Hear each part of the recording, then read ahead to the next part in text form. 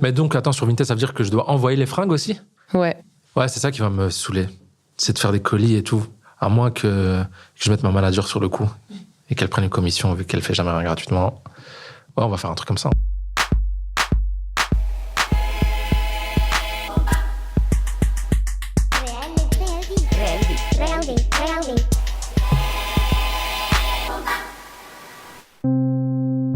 Moi, c'est Laetitia.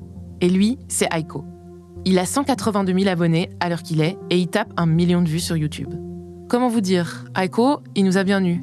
Parce que le mec est drôle en fait, et femme qui rit, you know. Et que rêver de plus qu'un gars avec qui échanger ses fringues et qui en plus gère la comptabilité.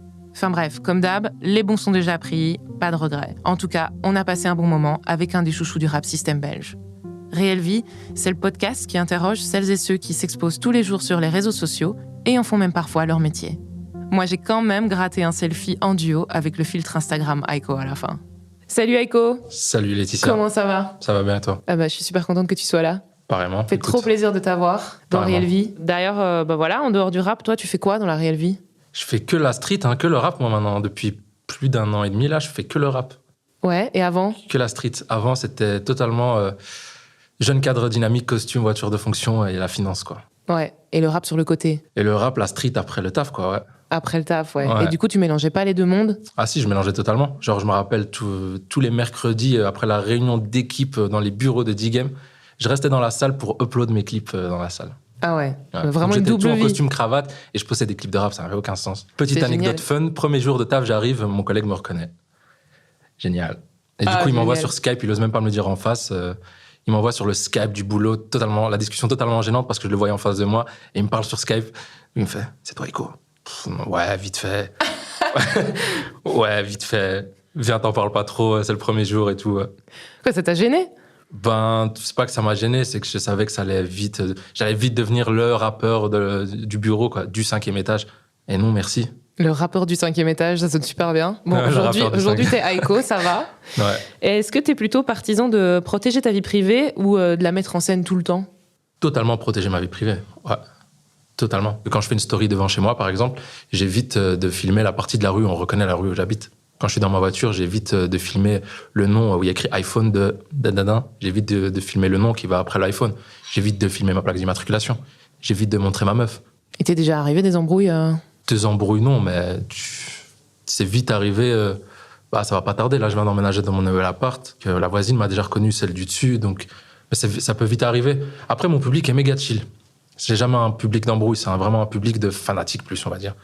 Enfin, le potentiel problème que je pourrais avoir avec mon public, c'est pas tellement des embrouilles, un mec qui va venir rémaquer, c'est pas la street, mon public, c'est des petits mignons, mais qui peuvent devenir chiants à force de venir sonner et tout ça, quoi. Il y a des gens qui viennent sonner chez toi? Non, pas pour l'instant, je viens d'emménager. Pas encore. T'avais déménagé parce qu'il y avait des gens qui sonnaient chez toi? Non, je suis loin de ça. Je suis totalement loin de ça, mais j'appréhende à fond ce truc-là. Je sais que ça peut arriver à tout moment. Ouais.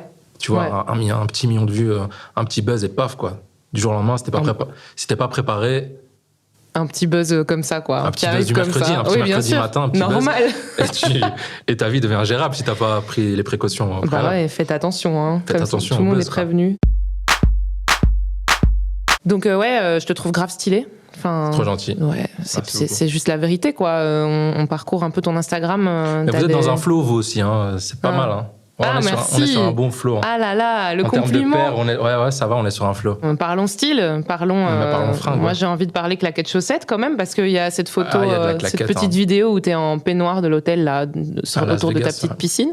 Ouais, pardon, excuse-moi, à Las Vegas, ouais. Claquettes chaussettes peignoir, méga stylé. Méga stylé, surtout quand c'est dans le César Palace, que tu te balades comme ça et que tout le monde te prend pour un jeune prince qatari, que tu n'es pas. C'était une petite vidéo mise en scène où je me prenais pour... En fait, où je me foutais un peu de la gueule de ces rappeurs qui rappent depuis 3 mois et qui mettent en scène leur vie sur Insta avec des Lamborghini et des peignoirs Versace. C'était un peu pour me foutre de... rigoler de ça, tu vois. En vrai, tu vois, je fais le mec et tout, mais j'ai un petit côté ostentatoire. J'aime bien ces petits symboles de richesse. Donc il y a un petit côté parodique aussi de moi-même dans ce truc-là. Ouais, mais tu fais ça assez souvent. Yes. Ouais. Donc il y a une photo, t'es devant un hélicoptère et tu dis c'est quoi la marque de mon phone? Zoom. Et quand on zoome, en fait c'est une liasse de billets. Tu téléphones. Ouais, trop drôle ça. J'aime bien que tu ris à ta propre blague parce que tu l'avais oublié. Ouais, j'avais oublié, ça date de quoi? C'est il y a 1 an et demi, 2 ans ça? Il faut que je la retrouve. Elle est là. Ouais. Elle est là. Mai 2018. Cette photo-là, tu vois? Ouais. Bon, alors, question mise en scène. Comment tu fais une photo comme ça? Parce qu'on zoome, on est sur un billet. Alors déjà, est-ce que c'est un vrai billet? Est-ce que tu vas dans la rue au bon contact, tu sors un billet de 100 en cachant un petit peu, tu vois, pour pas trop montrer aux gens? Vous voulez connaître les coulisses du rap, hein. Bah ouais. Ah ouais, c'est le genre de question aussi. Je veux pas trahir l'omerta entre les rappeurs. Peux pas dire ça? Non, entre rappeurs, on a une omerta, quoi. C'est la règle de la street. Tu peux pas dire d'où tu sors tes liasses. En tout cas, c'est pas chez BNP Paribas, quoi. D'accord, tu les imprimes dans ton salon, quoi. Non, là, on est sur du vrai billet. Bon, après, petit indice, si le premier et le dernier billet sont vrais, on peut croire que tout est vrai. Voilà, ouais, on se demandait si c'était ça le plan. C'est tu mets des billets de 5. Ouais, peut-être même du papier. Toujours dans la vibe du style Aiko. Donc, il y a cette photo-là, avec la doudoune rouge. H&M, rayon meuf. Ok, voilà, rayon meuf, parce qu'on lisait les commentaires. Genre, les gens commentent en disant est-ce que c'est la doudoune du rayon fille, etc. En promo, en plus. Ah bah, tant mieux. Elle était totalement en solde. Veste que j'ai mis qu'une fois parce que je me faisais allumer chaque coin de rue parce que j'avais une veste de meuf, quoi. C'est vrai? Putain. Les gens t'ont dit des trucs? 2019, quoi. Ah mais c'est dingue. Moi, je pense que il y a aucun lien, par exemple, entre comment t'es sapé et ta virilité. Je pense au contraire que les mecs qui forcent un peu sur ça, notamment dans le rap, hein, ou dans plein d'autres milieux, hein, tout ce qui est un peu show-off, les mecs qui forcent un peu sur ça sont souvent ceux qui ont peut-être le plus d'auto-questionnement par rapport à leur virilité, tu vois. Et je pense que moi, par exemple, j'ai aucun souci avec ça. En regardant mes stories, c'est un truc dont tu te rends compte très vite. C'est que je suis pas du tout dans le « regardez, je suis un mec, un vrai bonhomme ». Au contraire, je joue vraiment de l'inverse de ce truc-là. Par contre, les mecs qui sont un peu dans le « ouais, ici, nous, on pleure pas, toujours lunettes de soleil, restez bien loin de moi ». Là, il y a un truc un peu, tu te poses des questions, tu vois. Pourquoi tu surjoues le truc? Est-ce qu'il y a vraiment un problème avec ça? Je peux pas faire le mec de la street, je viens pas du tout de la street. Tu viens d'où? Je viens de Berkem-Saint-Agathe. Je suis né à Berkem-Saint-Agathe, c'est pas la commune où j'habite. Je suis né à Berkem-Saint-Agathe. Là, c'est loin d'être la street. Ouais, après, tu peux pas faire semblant, du coup. Non, après, c'est quand même un petit côté Banks. Shout-out à mes potes du Banks de Berkem Zoo. Mais c'est pas du tout la street. Genre, jamais je me prendrais pour ce mec-là que je ne suis pas, tu vois. Ça ne remet en aucun cas ma virilité et mon sérieux, en tout cas, tu vois, aucun lien entre ces deux trucs-là, quoi. Alors, il y a une photo aussi que je veux absolument parler de cette photo. C'est celle-ci, où t'es petit. Donc, c'est un portrait de toi quand t'es enfant. Ouais. Trop mignon. Que j'ai reposté récemment, ouais. Ouais. Tu savais que t'allais gratter des likes avec ça, non? Il y a un côté démago avec ce genre de post. Ouais. Hein. De ouf. Ouais, totalement. Ouais, tu savais, hein. Bah oui. Tu savais ce que tu faisais. Ok. Il y a un côté démago avec plusieurs trucs. Les animaux de compagnie, les photos de soi jeune. En montrant les photos de couple, ceux qui affichent leur couple, c'est toujours ceux qui font les méga scores.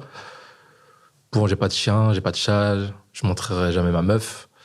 Donc je me montre bébé, quoi. T'avais plus le choix. T'avais que ça. C'était la seule manière de gratter des likes. T'as quel âge sur cette photo? Ah, je t'avoue, les âges et tout, moi je suis totalement nul à ça. Plus ou moins, tu sais pas? Je sais pas, franchement, j'hésite vraiment entre 4 et 12 ans, quoi, tu vois, je suis... D'accord, donc on est entre 6 et 60, voilà. Ouais, c'est ça, vraiment, je suis nul pour les âges. Genre, un bébé, je sais pas dire s'il a 3 mois ou 4 ans, quoi, C'est comme la hauteur des immeubles, je sais jamais dire est-ce qu'il y a 10 étages ou 120, je suis totalement à chaque fois perdu. J'ai pas ce rapport à la grandeur et à l'âge. Ok, mais est-ce que tu sais si à cette époque-là, t'allais déjà sur Internet? Non, absolument pas. T'allais pas sur Internet? Non. C'est trop tôt. Ouais, trop tôt. Hein. Quand est-ce que t'es allé sur Internet pour la première fois? Je suis un gars des années 90, moi. Je dirais que j'avais, je sais pas, 12-13 ans. Sur les vieux ordi, les gros écrans, là Pentium 4, ouais, je me rappelle très bien. Une belle tour des familles sur laquelle je me suis fait toute ma culture Internet. Ma première recherche Google, c'était Google photo Dragon Ball Z. Ouais, et j'ai imprimé les 2 premières photos, je les ai mis en chambre. Vachement années 90. En format A4, quoi. Ah ouais. Et genre, j'avais un petit classeur où je mettais toutes les photos que j'imprimais de Dragon Ball. La meilleure vie, quoi. Grosse obsession Dragon Ball. Ma meilleure vie, trop bien. Et mais tu dis culture Internet, ça veut dire quoi pour toi, culture Internet? Ça veut rien dire, hein. Je suis totalement pas de la culture Internet. Pour moi, la vraie culture Internet, c'est ceux qui sont nés en 2000, là, tu vois. Dans nous, vraiment, on est dépassés, hein. Je pense. Après, moi, je fais un effort maximum parce que je m'adresse totalement à ce public-là qui, lui, est né en 2000-2001. Et il faut totalement que je parle le même vocabulaire qu'eux. Le Jones, quoi, tu vois. Si je leur dis MSN et tout, comprennent pas. Mais tu vois, c'est quand même contraignant parce que dans mes textes, il y a des références que je peux pas placer parce qu'ils ne les comprennent pas. Que toi, t'as des rêves que tu veux mettre et tu les mets pas, je leur parle de MSN, ils savent pas c'est quoi, tu vois. Genre, j'ai fait un son où je parle de disquette.